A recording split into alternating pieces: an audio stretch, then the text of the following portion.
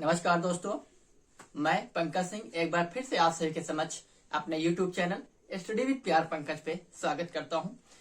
आज हम ज्योग्राफी का एक बहुत महत्वपूर्ण टॉपिक लेकर आए हैं। जैसा कि आप व्हाइट बोर्ड पर देख रहे हैं, महासागरीय जलधाराएं अर्थात ओशियनिक वाटर करंट। अब पहली तो हम ये देखेंगे कि इसकी जो बेसिक जानकारी उस पर बात करेंगे, उसके बाद फिर महासागर की धाराओं में हम कूदेंगे और गोता लगाएंगे। ठीक है, तो चलिए देखते हैं। और ये एक ऐसा टॉपिक है ज्योग्राफी का जिसको आप रट नहीं सकते, लेकिन अगर आप इसको दिमाग में आपने बैठा लिया, और मैं पूरा प्रयास करूंगा कि आपको विधिवत तरीके से मैं समझा सकूं, तो कमेंट के माध्यम से जरूर बताइएगा पूरे लेक्चर को देखकर कि आपको ये कैसा लगा लेक्चर आज का, आपके समझ में आया कि नहीं आया। ठीक है, तो चलिए हम मैप ऐप का पूरा इस्तेमाल करेंगे बाय हैंड। ठीक है, मैनुअली, क्योंकि ये तो हमारा व्हाइट बोर्ड है। व्हाइट बोर्ड में कोई डिजिटलीकरण इसमें तो होता नहीं है, तो इसमें हम कोई फिगर वगैरह डायरेक्ट लाकर डायग्राम हम आपको समझा नहीं सकते। जो भी कुछ होगा हाथ से बनाकर ही समझाएंगे, ताकि आपके समझ में विद्युत तरीके से आ सके। तो चलिए, तो यहाँ से हम जलधाराएं पढ़ेंगे। ठंडी जलधारा, गर्म जलधारा, और ठंडी जलधारा और गर्म जलधारा ये आयोग के एक बहुत ही फेवरेट टॉपिक है। किसी भी आयोग में आप देख लीजिए, यहाँ से क्वेश्चन आना फिक्स रहता है। निम्न में से कौन सी ठंडी जलधारा है, 4 दे दिया, एक कोई ठंडी होगी, आपको बताना है। निम्न में से कौन सी गर्म जलधारा है, तो या 4 गर्म दे दिया, ये किस महाद्वीप के तट पर पाई जाती है, या किस देश के तट पर पाई जाती है, या इन ठंडी गर्म धाराओं की वजह से कौन कौन से महाद्वीपों में क्या क्या इफेक्ट, क्या क्या प्रभाव नजर आते हैं। तो कुछ इस प्रकार से आयोग क्वेश्चन बनाता है। तो चलिए पूरा समझने की हम कोशिश करते हैं। पहले तो हम बेसिक जानकारियां लेंगे, उसके बाद फिर महासागर में कूदेंगे। तो चलिए देखते कि एक्चुअली महासागरीय जलधाराएं कहते किसे, ओशियनिक वाटर करंट होता क्या है। ठीक है, तो पहली चीज तो आप ये जाने महासागर जलधाराएं होती क्या है। ठीक है, महासागर जलधाराएं। अब इसका पहला पॉइंट ये है कि समुद्र में चलने वाली जो नदियां होती हैं, कहा समुद्र में समुद्र या महासागर में चलने वाली नदियों को हम जलधाराएं बोलते हैं। क्या बोलते हैं? जलधारा बोलते हैं। क्लियर? समुद्र है, उसमें जो भी जलधाराएं चल रही हैं, अर्थात जो नदियां छोटी छोटी धाराओं में प्रवाहित हो रही, वही क्या है? जलधाराएं हैं। ठीक है, दूसरा पॉइंट, ये 2 प्रकार की होती हैं। कितने प्रकार की होती है? 2 प्रकार की होती हैं। पहले warm water current, warm water current. English word यहां मैं इस्तेमाल करूंगा, और आप इंग्लिश वर्ड को इंग्लिश में ही याद करने की कोशिश कीजिए, क्योंकि आयोग कोई भी एग्जाम, कोई भी आयोग कराता है, तो उसका जो पेपर का जो राइटिंग है, जो पेपर वो स्पेशली उसकी मूल भाषा अंग्रेजी में ही छपते हैं, और उसका वो हिंदी में ट्रांसलेशन किया जाता है। तो हिंदी में कुछ भी वर्ड, उसका पर्यायवाची, उसका सिनोनिम्स आके छप जाता है। कई बार ऐसा होता है कि हमें क्वेश्चन आता रहता है, लेकिन उस क्वेश्चन में जो शब्दावलियों का इस्तेमाल हुआ ट्रांसलेशन के दौरान, वो मुझे समझ में नहीं आ रहा है। ठीक है, तो इंग्लिश वर्जन आप समझते रहे, हिंदी हम बताते रहेंगे, लेकिन इंग्लिश वर्ड का हम इस्तेमाल करते रहेंगे। तो वार्म वाटर अर्थात गर्म जलधाराएं, गर्म जलधाराएं बहुत ही आराम से पढ़ाएंगे, ताकि आपकी विद्युत समझ में आ सके। तो दूसरा है cold water current, cold water current अर्थात ठंडी जलधाराएं। ठीक, नेक्स्ट, तो जलधाराएं 2 प्रकार की होती हैं, एक ठंडी होती है, एक गर्म होती है। कोल्ड वाटर करंट अर्थात ठंडी जलधाराएं, वार्म वाटर करंट अर्थात गर्म जलधाराएं। अब ये जलधाराएं चलती क्या हैं, इनके फैक्ट क्या हैं, ये कौन कौन से फैक्टर या कारक काम करते हैं, ठीक है, जिनकी वजह से ये मतलब ऐसी कौन सी क्रिया होती है जिसकी वजह से जल में धाराएं आ जाती हैं। ठीक है, जल में क्यों ये धाराएं उत्पन्न होती हैं, तो उसका सबसे पहला प्रमुख कारण है, आपको बता दें, उसका सबसे प्रमुख कारण है हमारी पृथ्वी जो है वो अपनी धुरी पर घूर्णन करती है, अर्थात अर्थ रोटेट करती है, ठीक है, और हमारी पृथ्वी पश्चिम से पूर्व की दिशा में घूमती है, इसलिए जो जलधाराएं हैं वो उत्पन्न हो जाती हैं। आप दिमाग लगाइए कि जब भी हम यात्रा करते हैं, चाहे आप बाइक चलाते हैं या आप ट्रेन से चलते हैं या आप कार से चलते हैं, आप जिस दिशा में चल रहे होते हैं हवा उसके अपोजिट लगती है हमें, ठीक, क्लियर। आप ट्रेन में बैठे हैं, आप बाहर देखते तो आपके खिलाफ ट्रेन इधर को जा रही, हवा इधर को आ रही है। इसी प्रकार जो हमारी पृथ्वी है, ये हमारी पृथ्वी है, क्लियर। अब पृथ्वी जो है पश्चिम से पूर्व की ओर घूम रही है। किधर घूम रही है? पश्चिम से पूर्व की ओर घूम रही है, जिसकी वजह से जब पश्चिम से पूर्व की ओर पृथ्वी घूम रही है तो हवाएं क्या होंगी? पूर्व से पश्चिम की ओर चलेंगी। सिंपल चीज है। किधर चलेंगी हवाएं? पूर्व से पश्चिम की ओर। तो हवाएं जो है पूर्व से पश्चिम की ओर चलती हैं, और जो हवाएं पूर्व से पश्चिम की ओर चलती हैं इन्हें हम ट्रेड विंड बोलते हैं। ट्रेड अर्थात व्यापारिक जलधाराएं या व्यापारिक करंट बोलते हैं, ट्रेड करंट। ट्रेड करंट क्यों बोलते हैं? क्यों? क्योंकि नाव अर्थात जिस धारा में समुद्र में जो धाराएं चल रही हैं, हमें नाव उसी में छोड़ दे, नाव अपनी उसी धारा बहती चली जा रही है, और व्यापारी लोगों को काफी सहूलियतें रहती हैं उसी धारा में चलते हुए, इसलिए इसको ट्रेड वाटर करंट बोलते हैं, या इसी को इक्वेटोरियल वाटर करंट बोलते हैं। क्या बोलते हैं? Equatorial water current. Equatorial water current क्यों बोलते हैं? क्यों? क्योंकि ये क्या है? ये कौन सी रेखा है? हमारी विषुवत रेखा है, इसलिए इसको बोलते हैं equatorial water current. Equatorial water current, ठीक है। लेकिन अब यही जलधारा दो भागों में विभक्त हो गई। क्यों? क्योंकि एक विषुवत रेखा के उत्तर में चल रही, तो इसको क्या बोल देंगे? नॉर्थ इक्वेटोरियल वाटर करंट, अर्थात उत्तरी विषुवतीय जलधारा। क्लियर? नेक्स्ट, यही जलधारा एक विषुवत रेखा के नीचे चल रही है, इसलिए इसको क्या बोलते हैं? क्या बोल देंगे? साउथ इक्वेटोरियल वाटर करंट, अर्थात दक्षिणी विषुवतीय जलधारा। इतनी बात समझ में आई? आगे लेकिन एक पॉइंट यहीं पर और समझ लीजिए आप कि यही जलधारा जब किसी महासागर में चलेगी, अर्थात जैसे अटलांटिक महासागर में चल रही धारा, तो हम वहां क्या बोलेंगे?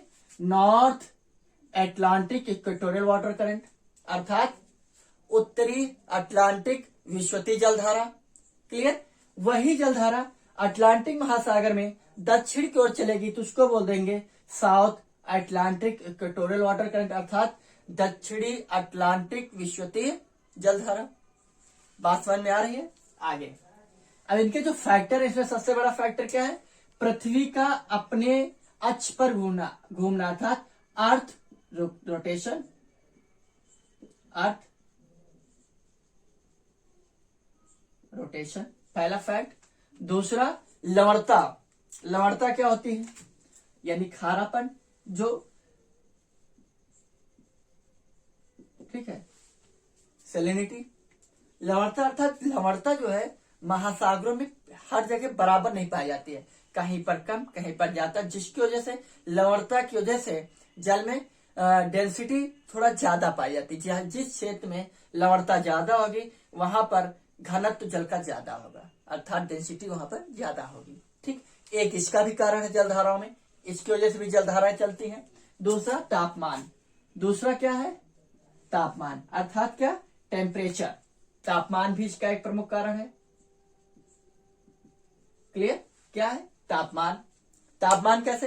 टेम्परेचर हाई हुआ, जिस क्षेत्र में टेम्परेचर हाई होगा उस क्षेत्र में उतना तेज वाष्पीकरण होगा, और जितना ज्यादा वाष्पीकरण होगा उतना ज्यादा पानी वहां से ऊपर उठेगा, वहां पर संघनन क्रिया होगी, कंडेंसेशन की क्रिया होगी। कंडेंसेशन के आफ्टर फिर उसके बाद जल बूंदों में कन्वर्ट हो जाएगा, जल बूंद के रूप में पानी पुनः पृथ्वी पर आ जाता है, जिसकी वजह से अब यहां पर देखिए विषुवत रेखा पर, जैसे आपको पता है कि विषुवत रेखा पर सूर्य वर्ष भर चमकता रहता है, सूर्य की किरणें वर्ष भर पड़ती रहती है, जिसकी वजह से इस क्षेत्र में गर्मी बराबर बनी रहेगी। इसलिए यहाँ पर विषुवत रेखा पर जो भी जल पाया जाएगा वो गर्म जल पाया जाएगा, अर्थात यहाँ पर जो भी जलधारा चलेंगी वो कैसी हो जाएंगी? गर्म जलधारा हो जाएंगी। कैसे हो जाएंगे, वार्म वाटर करंट पाए जाएंगे। तो आप एक चीज मैं आपको बता दूं, अब मैं आपको जो समझाने वाला हूं वहां पर जो भी एरो जलधाराओं को प्रदर्शित करने के लिए, शो अप करने के लिए, दर्शाने के लिए, जिन धाराओं को जो गर्म जलधारा होंगी, वार्म वाटर करंट होंगी, उनको दर्शाने के लिए हम रेड मार्कर का प्रयोग करेंगे। और जो जलधारा ठंडी होगी यानी कोल्ड वाटर करंट होगी, उसके लिए हम ब्लू मार्कर का इस्तेमाल करेंगे। किसका इस्तेमाल करेंगे, ब्लू अर्थात नीले का। ठीक है, आइए और कुछ बेसिक जानकारियां आप जान लीजिए। अब आप समझिए, जैसे ये हमारा भूमध्य सागरीय प्लेट है। क्या है, ये हमारी एक भूमध्य सागरीय प्लेट है। समझिएगा आप, ये एक भूमध्य सागरीय प्लेट है। ये अब भूमध्य सागरीय प्लेट है, तो इस भूमध्य सागरीय प्लेट के दो ओर महाद्वीप है, अर्थात ये क्या है, ये महाद्वीप है, ये महाद्वीप है। क्लियर, ये क्या है, ये है महासागर बीच में। क्या है, महासागर है। अब आप समझिएगा यहां पर,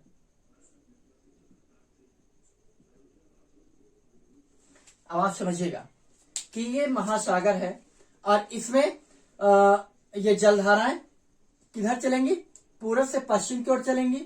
क्यों, क्योंकि पृथ्वी हमारी पश्चिम से पूर्व की ओर घूम रही है, तो जलधाराएं किस ओर चलेंगी, पूर्व से पश्चिम की ओर चलेंगी।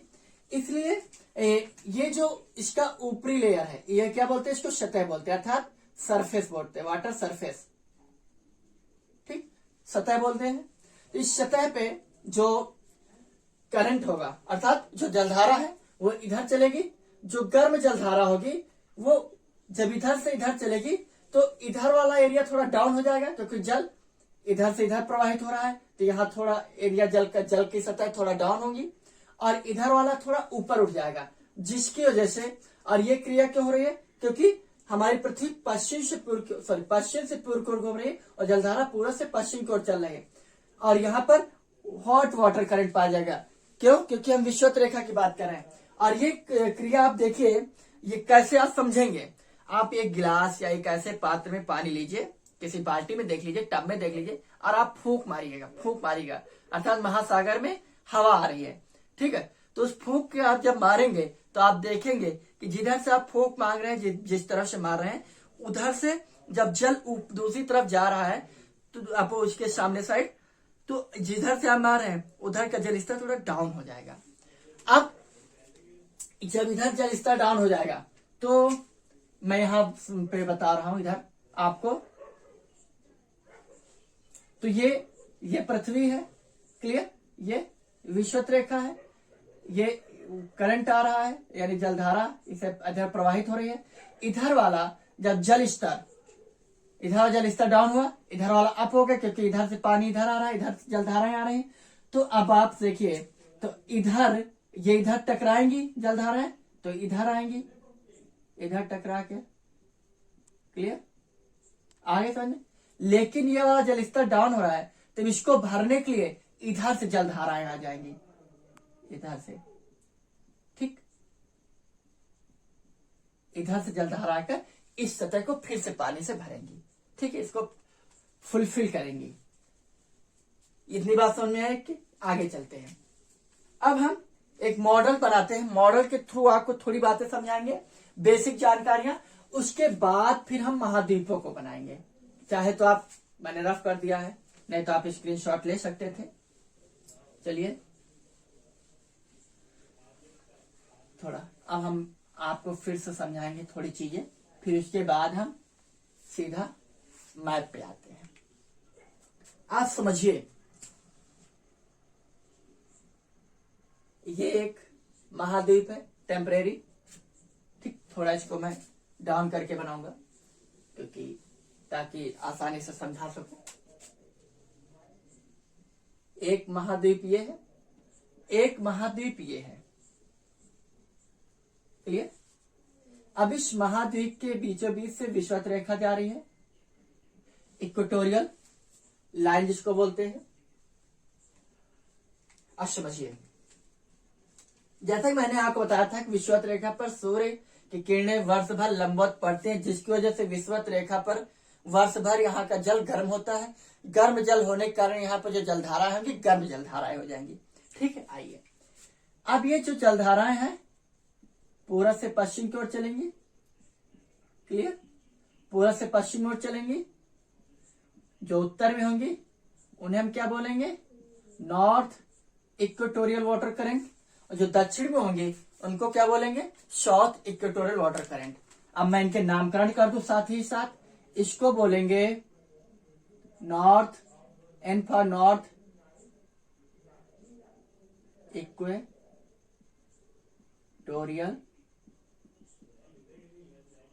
Water current. क्लियर, इधर बोले को बोलेंगे साउथ इक्वेटोरियल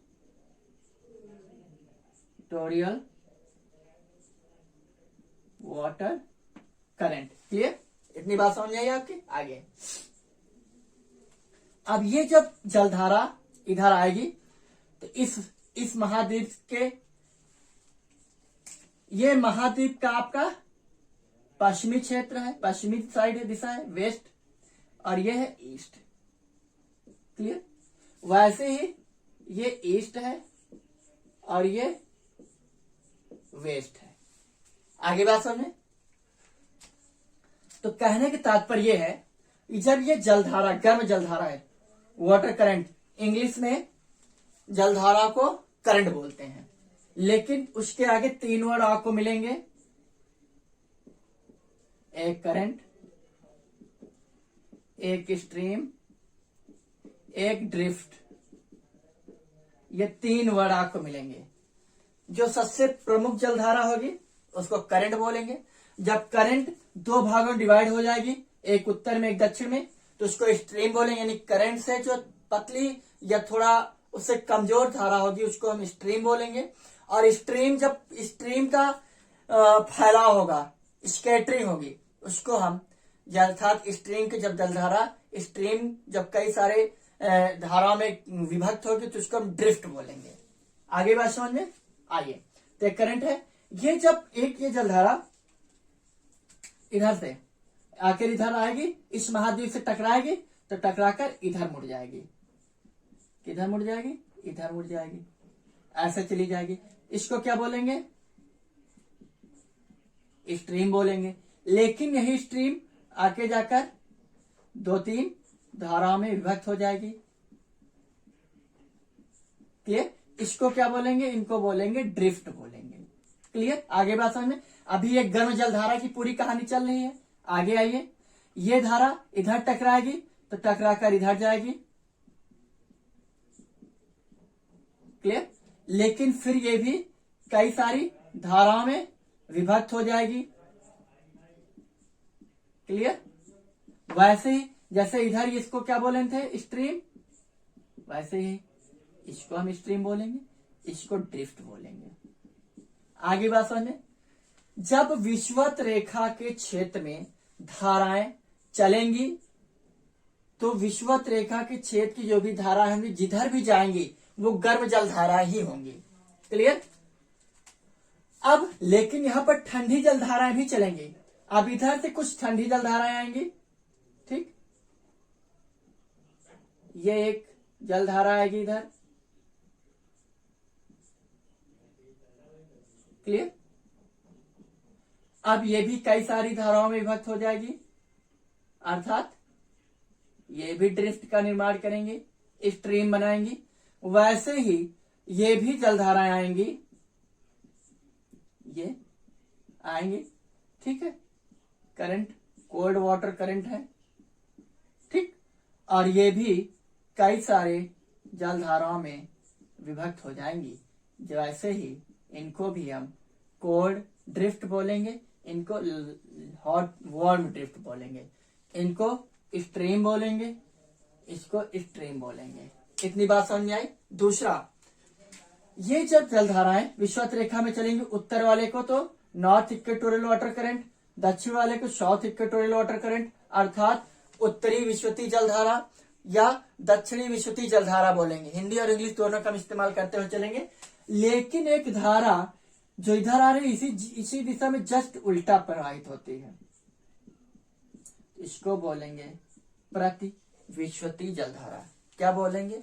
प्रति विश्वती जलधारा बोलेंगे। प्रति विश्वतीय जल धारा। इंग्लिश में इसको बोलते हैं counter equatorial water current. Counter equatorial water current. इतनी बात समझ में आई?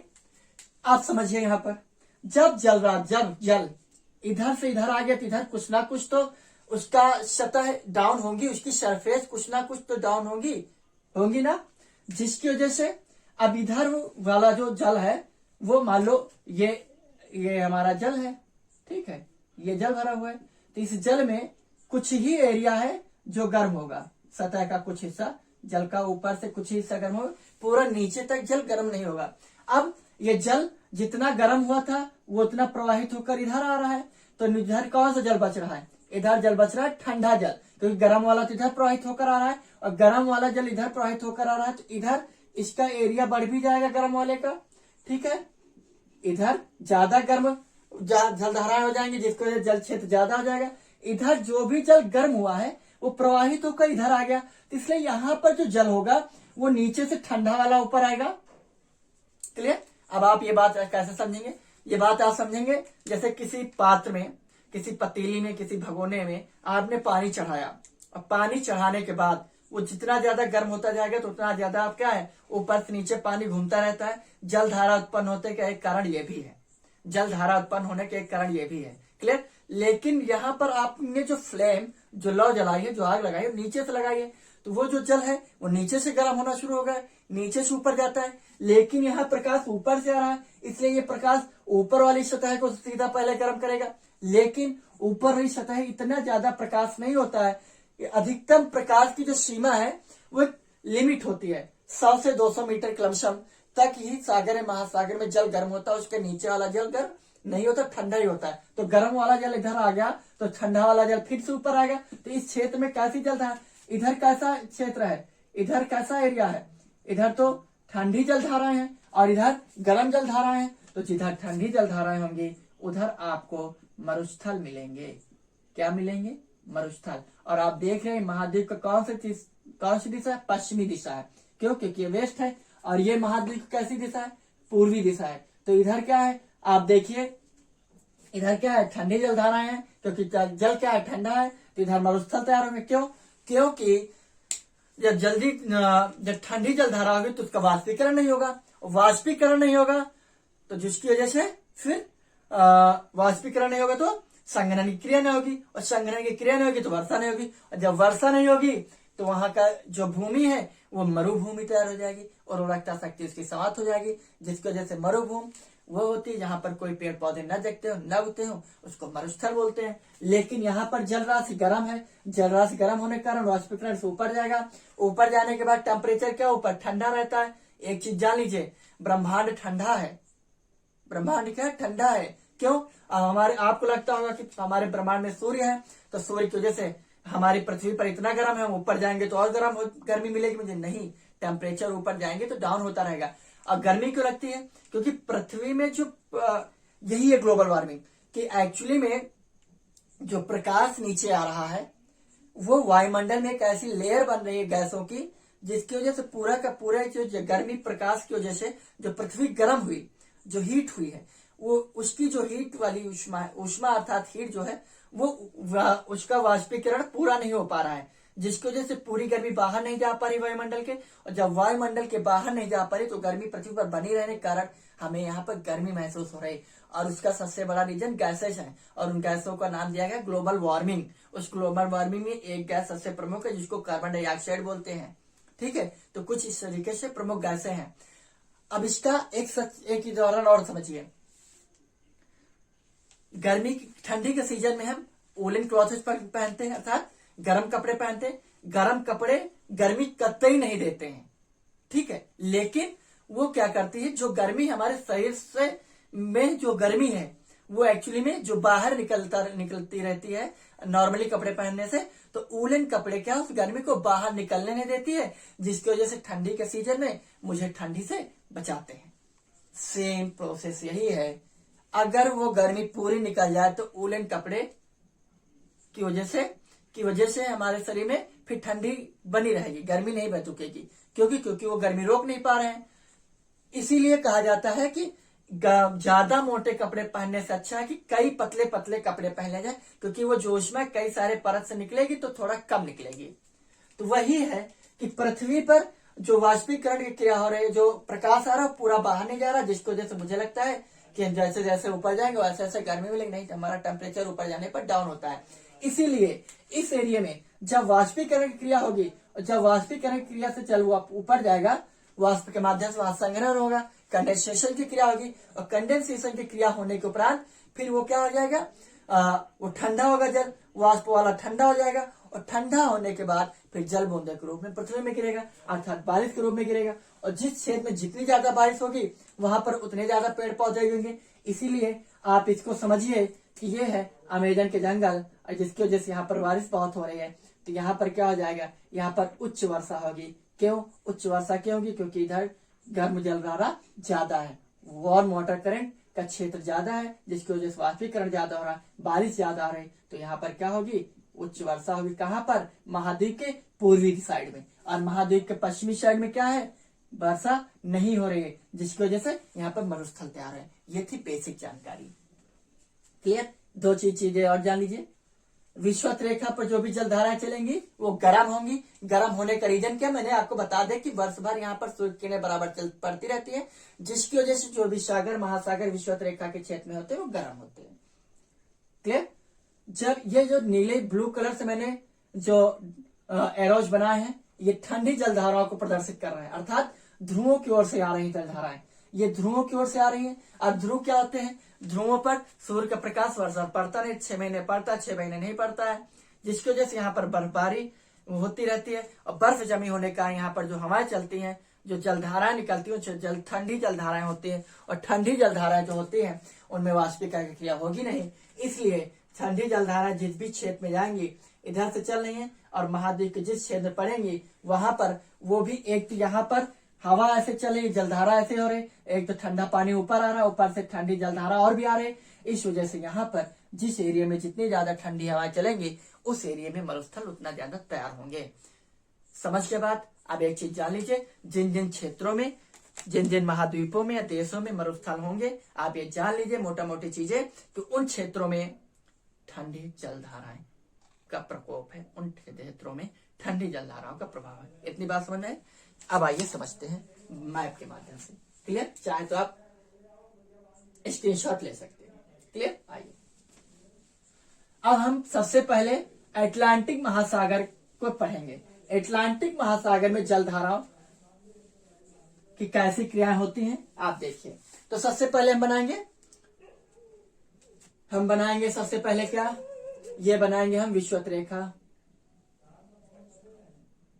0 डिग्री अक्षांश को हम क्या बोलते हैं, विषुवत रेखा, या इसी को क्या बोलते हैं, समानांतर रेखा, या इसी को क्या बोलते हैं इंग्लिश में इक्वेटोरियल, या इसी को क्या बोलते हैं भूमध्य रेखा। आइए ठीक है। आइए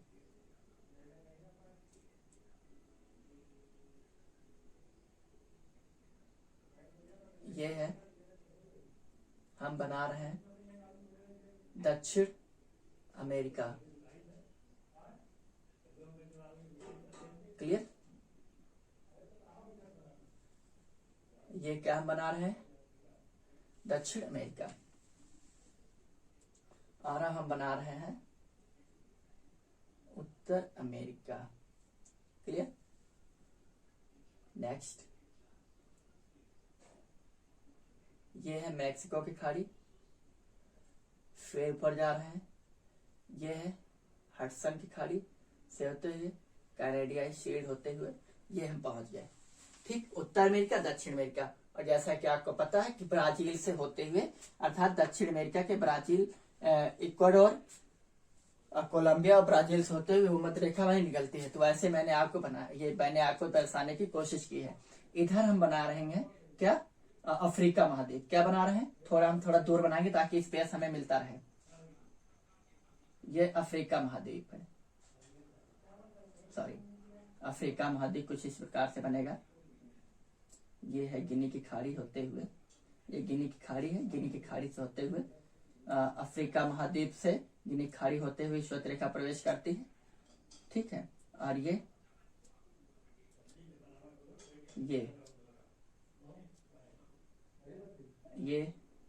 है सऊदी अरेबिया, अरब प्रायद्वीप होते हुए ये इस खाड़ी से होते हुए हम जा रहे हैं, ईरान खाड़ी होते हुए ये हमारा प्यारा भारत होते हुए ये। ठीक है, आगे आइए हम बनाते हैं। इधर हम बनाएंगे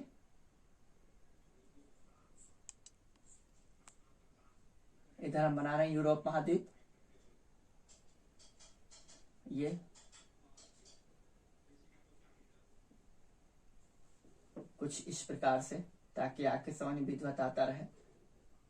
थोड़ा मिस्टेक्स हो सकती हैं क्योंकि वो बहुत वैसा बन नहीं पाएगा।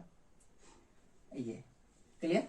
और ये यहाँ पर है हमारा ग्रेट ब्रिटेन। ठीक, तो कुछ आपको हूबहू तो दिख नहीं रहा होगा, लेकिन फिर भी समझने की कोशिश कीजिएगा। मैं पूरा प्रयास करूंगा कि आपकी समझ में आ सके।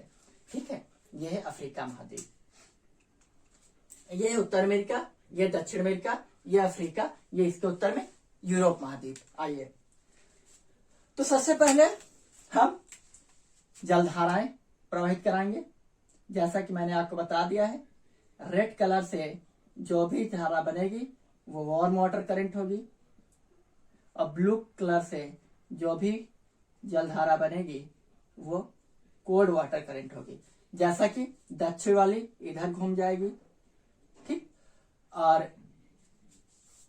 तो ये हम कहां पर चल रहे हैं समय, अटलांटिक महासागर में। तो जैसा कि मैंने आपको बता रखा है कि विषुवत रेखा में चलने वाली हवा को विषुवतीय जलधारा बोलेंगे। ठीक है, तो लेकिन अब अटलांटिक महासागर में है तो क्या बोलेंगे, अटलांटिक विषुवतीय जलधारा। लेकिन उत्तर वाले को क्या बोलेंगे, उत्तर अटलांटिक या अटलांटिक उत्तरीय विषुवतीय जलधारा। नीचे वाले को दक्षिण अटलांटिक विषुवतीय जलधारा। ठीक, या south Atlantic equatorial water current, या इसको क्या बोलेंगे, north Atlantic equatorial water current. इतनी बात समझने आगे।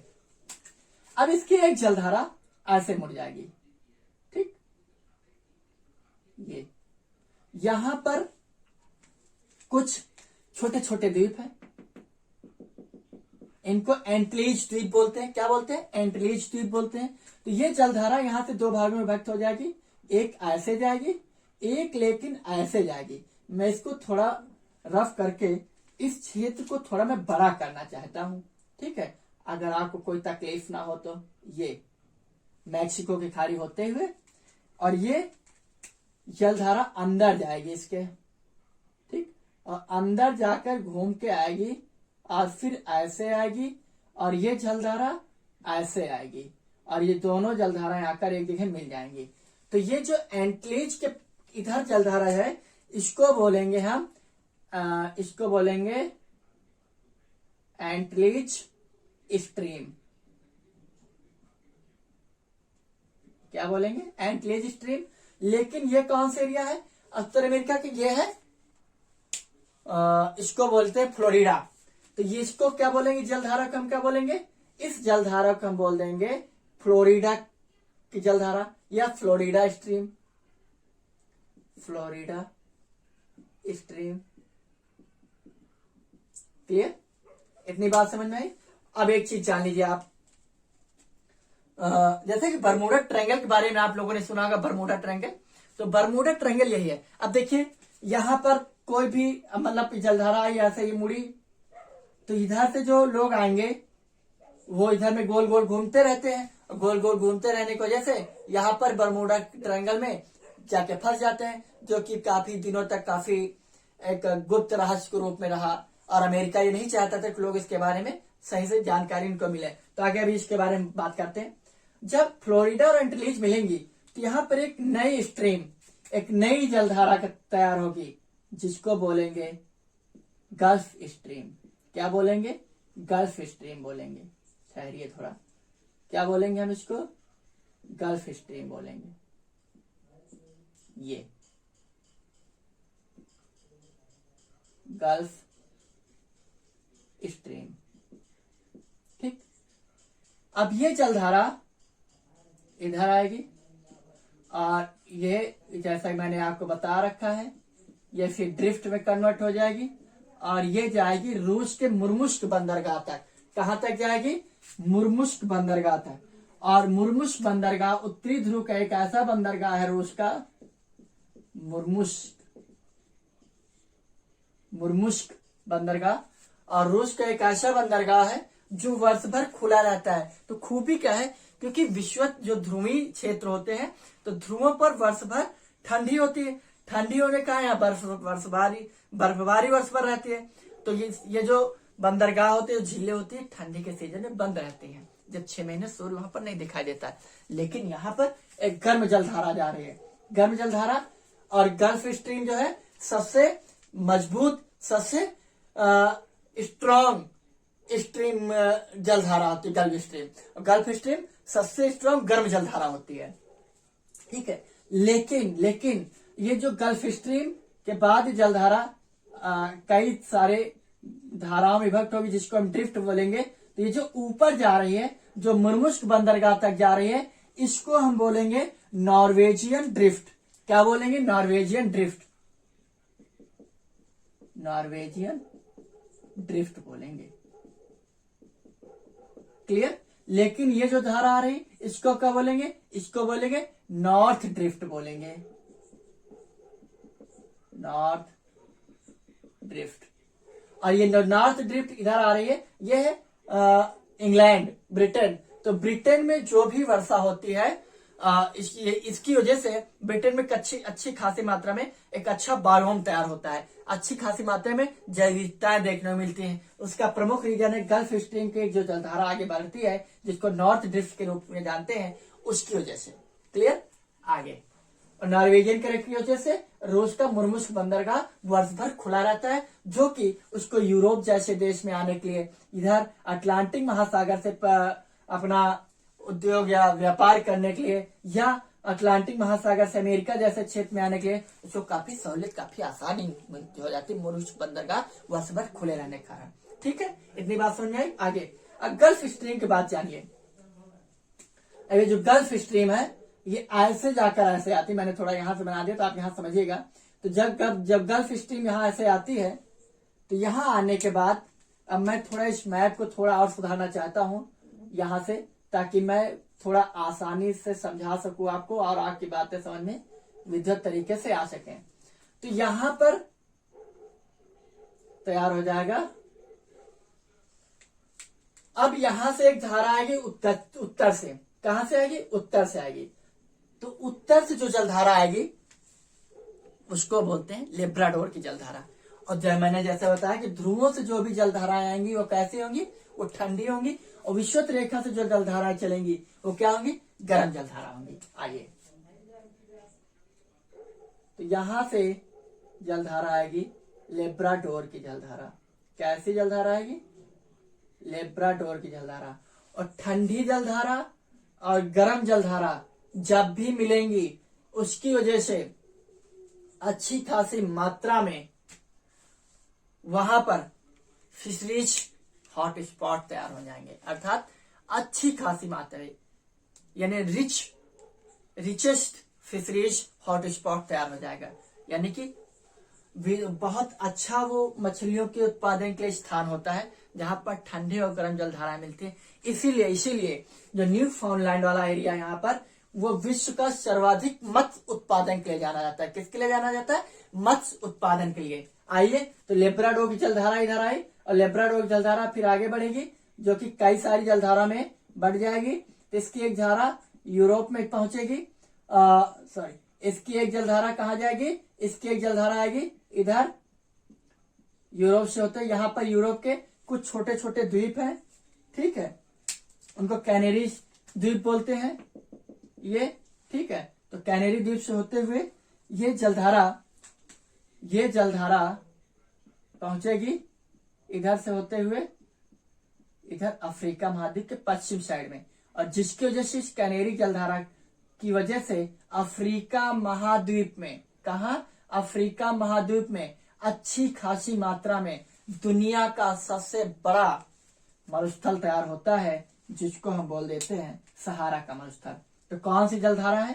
कैनेरी की धारा, कैनेरी जल धारा या कैनेरी ड्रिफ्ट या कैनेरी करंट। क्लियर?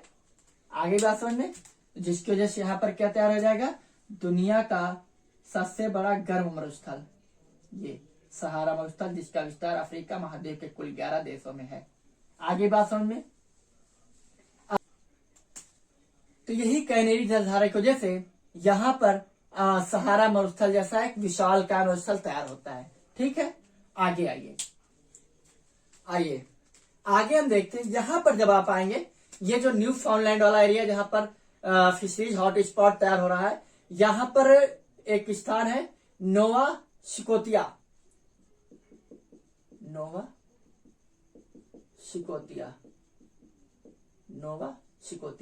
और नोवा स्कोतिया उत्तर अमेरिका महाद्वीप का एक ऐसा या यूएसए का आप बोल सकते हैं, यूएसए का एक ऐसा स्थान है जहां पर अच्छी खासी मात्रा में जो मत्स्य उत्पादन होता है नोवा स्कोतिया में ही होता है। ठीक है, इसके इधर आप आएंगे तो यहाँ पर हेलीफैड पोर्ट है। हेलीफैड पोर्ट जो है स्पेशली किसके लिए जाना जाता है?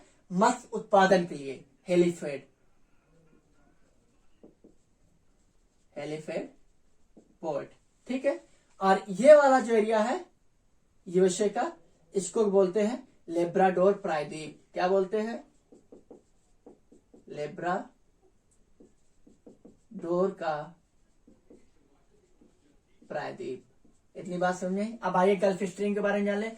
ये गल्फ स्ट्रीम, जैसा मैंने आपको बताया कि ठंडी जलधारा और गर्म जलधारा में जहां पर मिलेंगी दोनों जलधाराएं, तो वो स्थान मछली उत्पादन के लिए काफी अनुकूल स्थान तैयार होता है।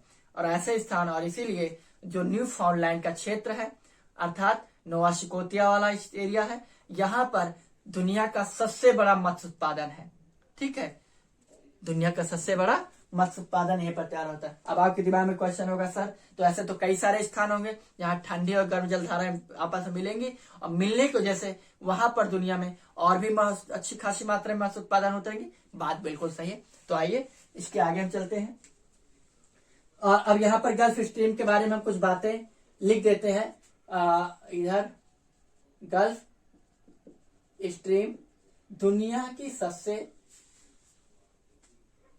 समृद्ध या सबसे स्ट्रॉन्गेस्ट मजबूत गर्म जलधारा है स्ट्रीम जलधारा। स्ट्रीम जलधारा की वजह से अमेरिका में जो उष्णकटिबंधीय वाला क्षेत्र है, ये शीतोष्णकटिबंधीय वाला क्षेत्र होने की वजह के बावजूद भी यहाँ पर अच्छी खासी मात्रा में बारिश होती है, वो है गल्फ स्ट्रीम। और गल्फ स्ट्रीम की वजह से ही यहाँ पर तंबाकू वगैरह जैसे अच्छी खासी मात्रा में फसलें होती हैं। किसकी? तंबाकू की और मक्का की। तंबाकू और मक्का की। इसी की वजह से यहाँ पर जो क्यूबा है, हैती है, इन क्षेत्रों में गन्ने की फसल के लिए अच्छी खासी मात्रा में गन्ना का उत्पादन होता है क्यूबा जैसे देशों में। ठीक है, और गल्फ स्ट्रीम का निर्माण किससे होता है? फ्लोरिडा प्लस एंटीलीज की जलधारा मिलकर गल्फ स्ट्रीम जैसी एक मजबूत जलधारा का निर्माण करती हैं। ठीक है, आई बात इतनी समझ में। अब कुछ बातें और जान लीजिए। एंटीलीज, ये लेब्राडोर की जलधारा जो ठंडी जलधारा है, ये लेब्राडोर की जलधारा जब इस एरिया से आती है तो बर्फीले एरिया से आती है, तो अपने साथ अच्छी खासी मात्रा में आइसबर्ग लेकर आती। आइसबर्ग किसको बोलते हैं? आइसबर्ग कहने का तात्पर्य है बर्फ के टुकड़े, बर्फ के बड़े बड़े टुकड़े, और बर्फ के बड़े बड़े टुकड़े लेकर आती है, जो कि यहाँ पर बर्फ के टुकड़े घूमते रहते हैं, तैरते रहते हैं। और आपको जैसा पता है कि कोई भी पदार्थ जब सतह पर घूमता है या तैरता है, तो अपने जितना भी उसका क्षेत्र, जितना भी उसकी हाइट, मान लो 10 मीटर का है ये, तो 10 मीटर में 9 मीटर तो अंदर होता है उसका भाग, 1 ही मीटर ऊपर होता है। क्लियर? तो ये जो आइसबर्ग होते हैं, बर्फ के बड़े बड़े टुकड़े होते हैं, ये पानी में तैरते रहते हैं, जिससे अंदाजा नहीं मिलता है। और टाइटैनिक जैसी जो बड़ी घटनाएं घटी हैं, उसका प्रमुख कारण है आइसबर्ग। कि आइसबर्ग एक तो यहाँ पर फ्लोरिड बर्मुडा ट्रायंगल, क्योंकि यहाँ पर जिसको हम बोलते हैं भंवर, एक्चुअली में जहाँ गोल गोल पानी घूमता है उसको भंवर बोलते हैं। एक तो भंवर होने की वजह से यहाँ पर अच्छी खासी मात्रा में घूमने लगते हैं, और फिर आइसबर्ग से टाइटैनिक जैसे जहाज टकरा गए और एक बड़ी घटना घट गई इतिहास के पन्नों में, जो कि दर्ज है। ठीक है। दूसरी चीज, ये जो लेब्राडोर की जलधारा है, ये अब जब भी आती है, ये अपने साथ फाइटोप्लैंक्टन लेकर आती है। क्या लाती है? फाइटोप्लैंक्टन।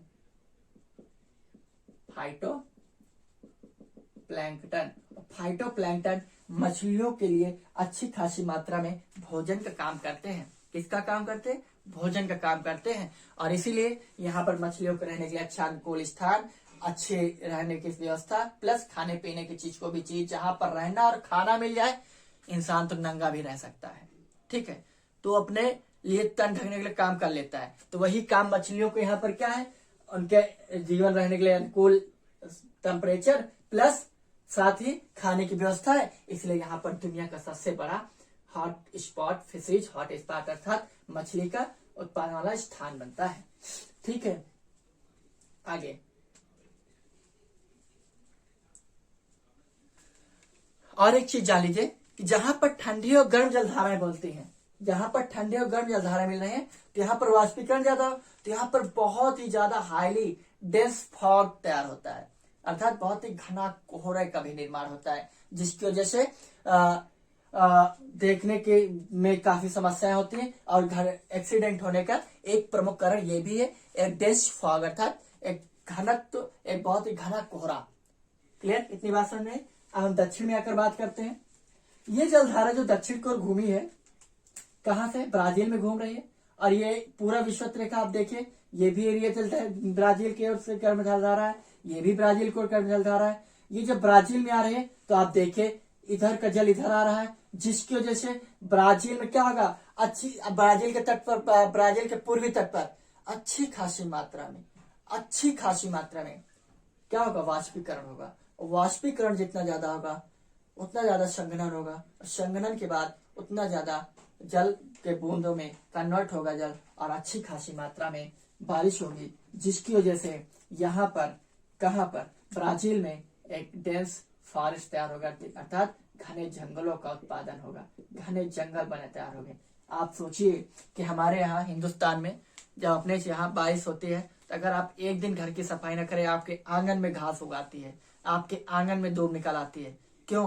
क्योंकि बारिश की वजह से। और घास फूस के जो बीज होते हैं घासों के, ना तो वो जलते हैं और ना ही वो सड़ते हैं। चाहे जितना सूखा पड़ जाए वो मरते नहीं है, और चाहे जितनी बड़ी आग लग जाए वो जलते भी नहीं है। इसीलिए आप देखिए, आप एक दो दिन आप जब बारिश का सीजन है, आप झाड़ू न लगाएं अपने दरवाजे, अपने आंगन में। अगर आंगन आपका कच्चा है तो वहां पर आप देखिए घास लगाएगी। और आप देखिए बारिश के सीजन में कि जहां एक दो बार बारिश हुई, तुरंत आप देखिए पूरा एरिया पूरा हरा हरा हो जाता है। क्यों? क्योंकि आप तरह बेतरे के पेड़ लगाते हैं। और यहाँ तो अच्छी खासी मात्रा प्रतिदिन में बारिश होती, प्रतिदिन बारिश अच्छी खासी मात्रा में होती है, तो यहाँ पर बहुत ही घने जंगल होते हैं। ठीक है। आगे बात समझ में?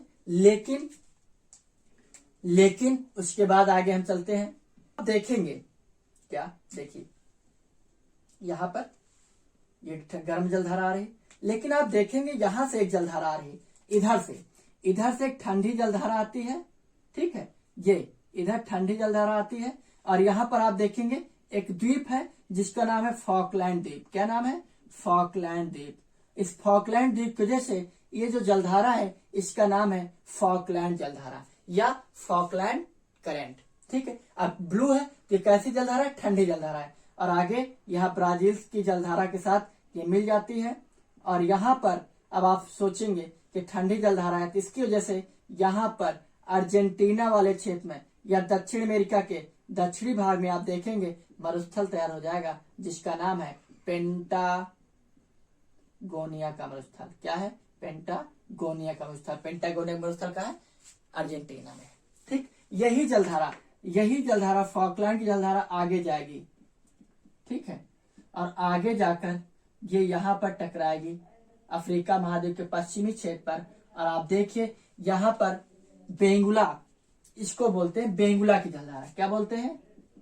बेंगुला की जलधारा या बेंगुला करंट या बेंगुला स्ट्रीम बोलते हैं। ठीक है, इसकी वजह से यहाँ पर अच्छे खासे मरुस्थल तैयार हो जाते हैं, अच्छे खासे मरुस्थल तैयार हो जाते हैं। इन मरुस्थल का क्या नाम है? एक का नाम है नामिब मरुस्थल, नामिब मरुस्थल, और एक का नाम है कालाहारी मरुस्थल, कालाहारी मरुस्थल। तो कालाहारी मरुस्थल का विस्तार कितने राज्यों में, कितने देशों में अफ्रीका महाद्वीप में, आप एक कमेंट के माध्यम से बताएंगे। ठीक है, तो बेंगुला की जलधारा कैसी जलधारा है? ठंडी जलधारा है।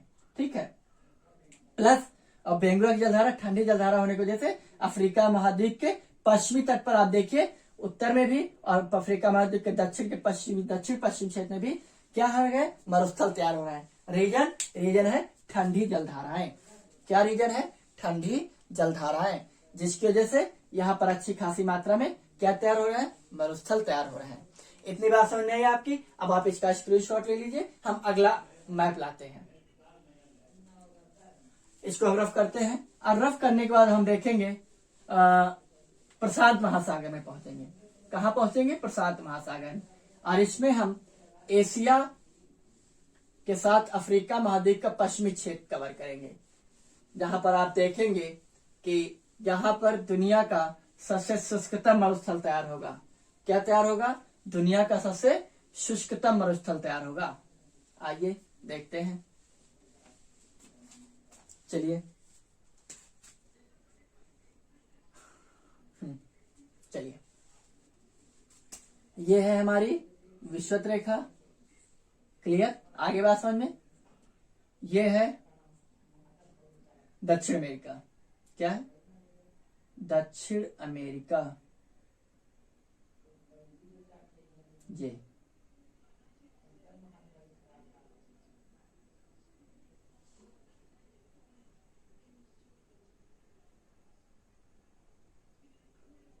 है उत्तर अमेरिका। ये कैनेडियन शील्ड होते हुए, हडसन की खाड़ी होते हुए हम चले जा रहे हैं मैक्सिको की खाड़ी की ओर। ये ठीक। अब इधर हम बनाएंगे एशिया। एशिया महाद्वीप एक्चुअली में हम ये बनाएंगे अफ्रीका से होते हुए, ये अफ्रीका वाला एरिया है ये। ठीक है, और ये प्रायद्वीप, अरब प्रायद्वीप होते हुए इधर आएंगे, पेरिस की खाड़ी से होते हुए हम आगे बढ़ेंगे, ये इधर पहुंचेंगे, और इधर ये अपना प्यारा भारत से होते हुए ये इधर हम आ जाएंगे। इसको हम थोड़ा और ऊपर करके बना लेते हैं ताकि हम इधर तरीके से समझ सके चीजों को। ये प्रायद्वीप, अरब प्रायद्वीप होते हुए, पेरिस की खाड़ी से होते हुए, फारस की खाड़ी, ये भारत, और भारत की बात ये मलेशिया होते हुए ये, फिर हम ताइवान होते हुए फिर ये जापान पहुंचते हैं, और ये रूस होते हुए ये इतना पूरा एरिया, और यहाँ पर इंडोनेशिया, और यहाँ पर है आपका ऑस्ट्रेलिया। थोड़ा अच्छे से बना देते हैं, देखने में अच्छा लगे। ठीक है, ये है ऑस्ट्रेलिया। क्लियर? अब आइए समझते हैं। तो जैसे कि सेम चीजें, गर्म जलधाराएं ऐसे आएंगी। क्लियर? ये गर्म जलधारा दक्षिण की ओर, दक्षिणी विषुवत रेखा, दक्षिणी शीतोष्ण जलधारा, और दक्षिणी शीतोष्ण जलधारा इधर ऐसे ऑस्ट्रेलिया के पूरा साइड से मुड़ जाएंगे, इसलिए इनको बोलेंगे ईस्ट ऑस्ट्रेलियन करंट। क्या बोलेंगे? ईस्ट ऑस्ट्रेलियन करंट, अर्थात पूर्वी ऑस्ट्रेलिया जलधारा। ठीक है, पूर्वी ऑस्ट्रेलिया जलधारा कैसी? गर्म जलधारा। ये गर्म जलधारा होने की वजह से आप देखते हैं एशिया, ऑस्ट्रेलिया का जो पश्चिमी पूर्वी क्षेत्र है, यहाँ पर जंगल वंगल मिलते हैं, यहाँ पर वनस्पतियां मिलते हैं, यहाँ पर जैव विविधता देखने को मिलती है। ठीक है, उसके बाद यही जलधारा जब ऐसे जाती है, ऐसे मुड़ते हुए, और ये ऐसे, और ऐसे जब जाती है ये, तो यहां पर ये पहुंचती है उत्तरी अमेरिका में, और यहां पर ये अलास्का का क्षेत्र है, इसलिए इसको बोलते हैं अलास्का की जलधारा या अलास्का ड्रिफ्ट। क्लियर। और इसी की एक जलधारा, एक जलधारा इधर आएगी जिसको हम बोलते हैं नॉर्थ पैसिफिक करंट। क्यों? क्योंकि हम प्रशांत महासागर में चल रहे हैं, क्योंकि एशिया के पूर्व में और अमेरिका के पश्चिम में आप देखेंगे तो प्रशांत महासागर मिलेगा। तो ये वाली अलास्का की जलधारा ये है नॉर्थ, यहां पर नहीं लिखेंगे क्योंकि यहां पर जलधाराएं का प्रदर्शन कराना भी मुझे, north Pacific current. Clear. North Pacific current इसको बोलते हैं, जिसकी वजह से यहाँ पर आप देखिए, यहाँ पर अमेरिका में जो अलास्का वाला क्षेत्र है, यहाँ पर वर्ष भर बर्फबारी होती रहती है, उसके बावजूद भी यहाँ पर बंदरगाह वगैरह खुले रहते हैं अमेरिका के लिए। तो इसलिए अमेरिका को जो स्पेशली ये वाला एरिया है, कहाँ पर, ये कैलिफोर्निया के आसपास की कनाडा वाला, उत्तर अमेरिका में कनाडा वाला जो क्षेत्र है, स्पेशली यहाँ पर आप देखेंगे तो अमेरिका का नेवल कमांड वगैरह यहीं पर तैयार किया जाता है। अमेरिका का नेवल प्लान कमांड यहीं पर रहता है। और जैसा कि मैं एक चीज आपको भूल गया हूं पिछले वाले पार्ट में जी, अमेरिका में जो चक्रवात आते हैं किसकी वजह से आते हैं, इनको क्या बोलते हैं, हरिकेन बोलते हैं। चक्रवात जो आते हैं, हरिकेन चक्रवात जो आते हैं अमेरिका में इस दिशा में, जिनको मैं बता रहा था गल्फ ऑफ स्ट्रीम, तो गल्फ ऑफ स्ट्रीम उन चक्रवातों में एक बड़ा रोल प्ले कर देता है। अमेरिका के हरिकेन के चक्रवात जो आते हैं, हरिकेन साइक्लोन। क्लियर। वैसे ही अलास्का में इसको अलास्का ड्रिफ्ट या अलास्का करंट आप बोल सकते हैं, स्ट्रीम बोल सकते हैं, इसको नॉर्थ पैसिफिक करंट बोलते हैं। क्लियर। अब जलधारा इधर से जा रही है, इधर जापान वाला एरिया है, यहां पर आपको जापान मिलेंगे, जापान के विस्तार है। यहीं पर कुरिल द्वीप है। अब कुरिल द्वीप की वजह से जापान रूस से क्यों लड़ गया, आप आइए देखते हैं। यहाँ पर जो जलधारा आ रही है, इसको एक्चुअली में जब इंडोनेशिया के समीप और मलेशिया ताइवान के समीप पहुंचती है तो इसको बोलते हैं क्यूरोशियो की जलधारा। क्या बोलते हैं? क्यूरोशियो करंट या क्यूरोशियो स्ट्रीम बोलते हैं। ठीक है, क्यूरोशियो स्ट्रीम। लेकिन ये क्यूरोशियो स्ट्रीम जब आगे बढ़ती है तो ये दो भागों में इसकी ड्रिफ्ट में कन्वर्ज होती है, एक अलास्का, एक नॉर्थ पैसिफिक करंट। यहां से एक जलधारा आती है, कहां से? यहां से आती है। तो अब आप देख रहे हैं कि यहां पर भी जलधारा ठंडी और गर्म मिली, इसकी वजह से यहां पर दुनिया का दूसरा सबसे बड़ा फिशरीज हॉट स्पॉट तैयार होता है। किसको क्या बोलते हैं? इन जलधारा को बोलते हैं ओयोशियो करंट। ओयोशियो करंट क्या बोलते हैं? Oyashio current. क्लियर। ओयोशियो या ओयाशियो करंट या क्यूरोशियो करंट और ओयोशियो करंट क्यूरिल द्वीपों के पास मिलते हैं। कहां पर मिलते हैं? क्यूरिल द्वीपों के पास मिलते हैं। तो यहां पर अच्छी खासी मात्रा में क्यूरिल द्वीप के समीप एक रिचेस्ट फिशरीज हॉट स्पॉट तैयार हो जाता है, अर्थात दुनिया का दूसरा सबसे बड़ा मत्स्य उत्पादन केंद्र क्यूरिल द्वीप के समूह के पास तैयार होता है, अर्थात जापान के पश्चिमी साइड पर। कहां पर? जापान के पश्चिमी साइड पर, लेकिन रूस के पूर्वी साइड पर। क्लियर। आगे बात समझ में। यहाँ पर तो दूसरा सबसे बड़ा फिशरीज हॉट स्पॉट कहाँ है? क्यूरिल द्वीप के आसपास, अर्थात जापान के क्षेत्र पर था। इसीलिए जापान रूस से इस क्यूरिल द्वीप के लिए लड़ गया था। आगे बात समझ में, इतनी बात समझ में आई। आगे यही जलधारा जब आगे बढ़ती है, ये ठीक कहा, ये पहुंचते कैलिफोर्निया के आसपास। ये कैलिफोर्निया की खाड़ी है। ठीक है, कैलिफोर्निया यहाँ पर इनका एक प्रमुख शहर है। तो आप देखेंगे यहाँ पर कैलिफोर्निया मरुस्थल तैयार हो जाता है। क्या तैयार हो जाता है? कैलिफोर्निया मरुस्थल तैयार हो जाता है। ठीक है, आगे बात समझ में। इधर आ रही है, जिसको क्या बोलते हैं? साउथ इक्वेटोरियल करंट या south Pacific equatorial current.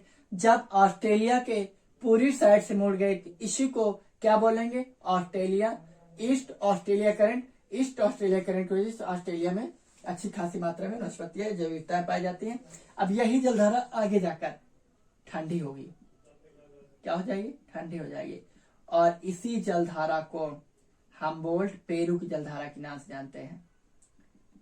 Humboldt Peru की जलधारा बोलते हैं, क्यों, क्योंकि ये पेरू का देश है, ठीक है, पेरू की वजह से इसको नाम हम्बोल्ट पेरू। हम्बोल्ट कौन है, हम्बोल्ट जो है, तो हम्बोल्ट कौन है, हम्बोल्ट जो है एक्चुअली में चार्ल्स डार्विन जो थे, जिन्होंने पक्षी विज्ञान पे काफी रिसर्च किया है, पक्षियों पर काफी रिसर्च किया है, ठीक है, उनके गुरु थे हम्बोल्ट, चार्ल्स डार्विन के।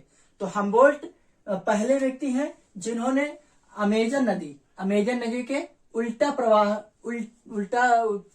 अमेजन नदी के प्रवाह के विपरीत इन्होंने अमेजन नदी की यात्रा तय की है, ठीक है। और हम्बोल्ट की वजह से इस धारा का नाम पड़ा हम्बोल्ट जलधारा, ठीक है, क्या बोलते हैं, हम्बोल्ट जलधारा, हम्बोल्ट पेरू जलधारा।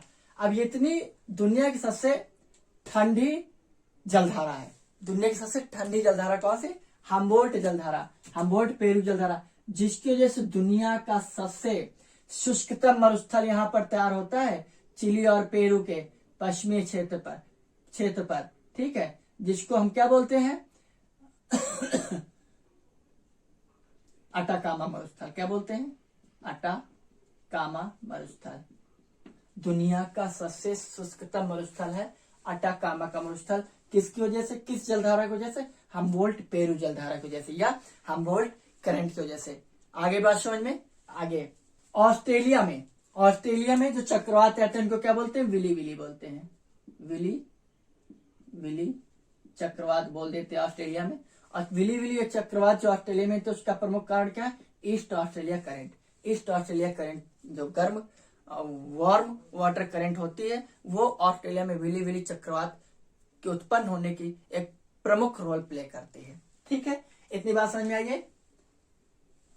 ओयोशियो करंट, क्यूरोशियो करंट, ओयोशियो क्यूरोशियो मिलते हैं जहां पर क्यूरिल द्वीप के पास, वहां पर एक अच्छी खासी मात्रा में दुनिया का दूसरा सबसे बड़ा फिशरीज हॉटस्पॉट तैयार होता है, मत्स्य उत्पादन तैयार होता है, जिसकी वजह से या जापान जैसे देश जो मत्स्य उत्पादन के लिए काफी अच्छी भूमिका उत्पादन में प्ले करते हैं।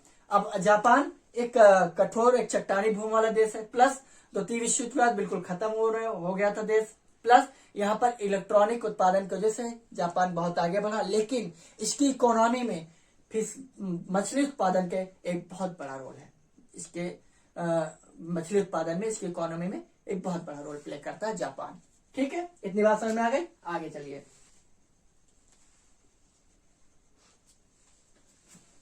अब हम, ये तो प्रशांत महासागर में हमने पढ़ लिया जलधारा, अब हम पढ़ेंगे हिंद महासागर में जलधारा। कहाँ पढ़ेंगे, हिंद महासागर में जलधारा।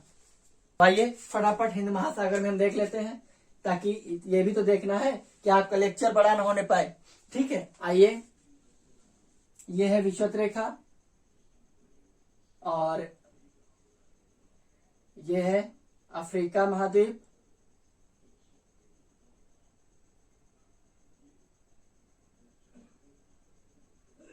अफ्रीका महाद्वीप है, ठीक है।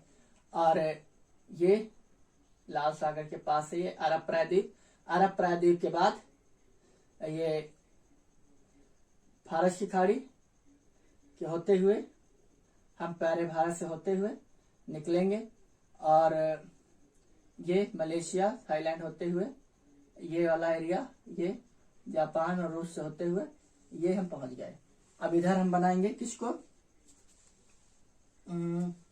अब इधर आपका ऑस्ट्रेलिया महाद्वीप, क्या बनेगा, ऑस्ट्रेलिया महाद्वीप, ये इंडोनेशिया और ये आपका है ऑस्ट्रेलिया, ठीक है। ऑस्ट्रेलिया के पूर्व में ईस्ट ऑस्ट्रेलियन करंट थी। अब आइए आगे,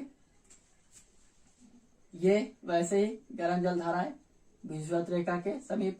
अरब महाद्वीप आप देखिए, अटलांटिक महासागर देखिए उत्तर दक्षिण में उसका विस्तार है, प्रशांत महासागर देखिए उसका विस्तार उत्तर दक्षिण में है, लेकिन अरब महाद्वीप, अरब महासागर जो है इसका विस्तार उत्तर दक्षिण में नहीं है। इसे अरब महासागर जो है हिंद महासागर, अरब सागर होता है हिंद महासागर, हिंद महासागर जो है इसका विस्तार उत्तर दक्षिण में होने का कारण ये हिंद महासागर जो है ये महासागर की पूरी जो कंडीशंस होती हैं, जो शर्तें होती हैं, उनको पूरी कंडीशन को फुलफिल नहीं करता है, जिसकी वजह से इसके इधर ये जलधारा है जो गर्म जलधारा है ऐसे घूमते हुए इंडिया के पास से होते हुए ये ऐसे निकल जाएंगी। ठीक है। उसके बाद ये जलधारा आएगी, ये दक्षिण में विषुवतीय करंट ये इधर होते हुए, और यहां पर आप जानते हैं कि एक द्वीप है जिसका नाम मेडागास्कर। क्या नाम है? मेडागास्कर। ठीक है। और ये जलधारा इधर आते हुए ये इधर, और इसी की एक धारा इससे अलग होकर यहां से होते हुए मेडागास्कर के समीप से जाती है और ये दोनों मिल जाती हैं। तो ये है मेडागास्कर करंट या मेडागास्कर जलधारा या मेडागास्कर ड्रिफ्ट आप बोल सकते हैं, स्ट्रीम बोल सकते हैं। वैसे ही इसको आप क्या बोलेंगे? मोजाम्बिक, क्योंकि मोजाम्बिक के समीप से होकर जा रही है, इसको क्या बोलेंगे? मोजाम्बिक करंट या मोजाम्बिक जलधारा। लेकिन ये दोनों जब मिलेंगी, ठीक है, तो इसको बोलेंगे अगुलहास की जलधारा, अगुलहास की जलधारा। अब आप एक चीज जान लीजिए कि एंटीज और फ्लोरिडा की जलधारा है, जब गर्म जलधारा मिली तो गल्फ स्ट्रीम का निर्माण हुआ, बहुत ही सशक्त गर्म जलधारा। वैसे ही जब मोजाम्बिक और मेडागास्कर दोनों ड्रिफ्ट मिली तो अगुलहास स्ट्रीम का निर्माण हुआ, Agulhas stream, gulf stream, Agulhas stream. Clear? अब ये अगुलहास स्ट्रीम में दक्षिण में आ जाएंगे, जिसकी वजह से यहाँ का पानी ठंडा हो जाएगा, और ये फिर जलधारा इधर से होते हुए ऑस्ट्रेलिया के समीप पहुंचेंगी। किधर पहुंचेंगी? ऑस्ट्रेलिया के पूर्वी साइड में, पश्चिमी साइड में, इसलिए इसको बोलेंगे वेस्ट ऑस्ट्रेलियन करंट। अब जिसकी वजह से यहाँ पर इन ऑस्ट्रेलिया में क्या तैयार हो जाएंगे? अच्छी खासी मात्रा में ऑस्ट्रेलिया के पश्चिमी साइड मरुस्थल, कहां से? ग्रेट विक्टोरिया मरुस्थल, सिम्पसन, ठीक है, और गिब्सन, ठीक है। ये कुछ प्रमुख ये कुछ प्रमुख मरुस्थल कहां पर पाए जाते हैं? आके ऑस्ट्रेलिया महाद्वीप में पाए जाते हैं।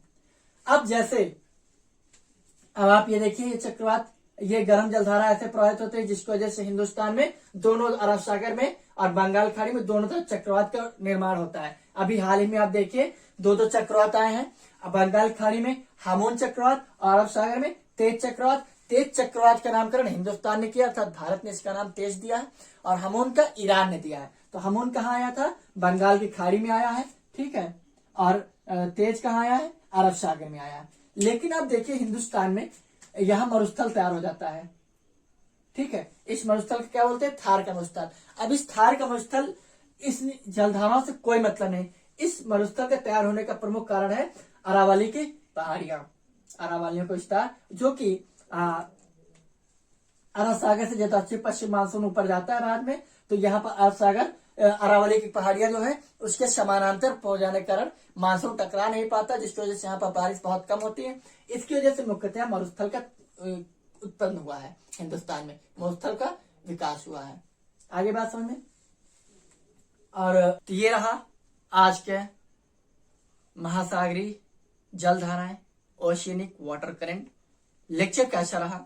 लेक्चर बड़ा है, ठीक है, पूरा देखिएगा, विद्वत समझ में आएगा। तो आज के लिए इतना ही। आज सभी का बहुत बहुत धन्यवाद। Thank you. जय हिंद, जय भारत।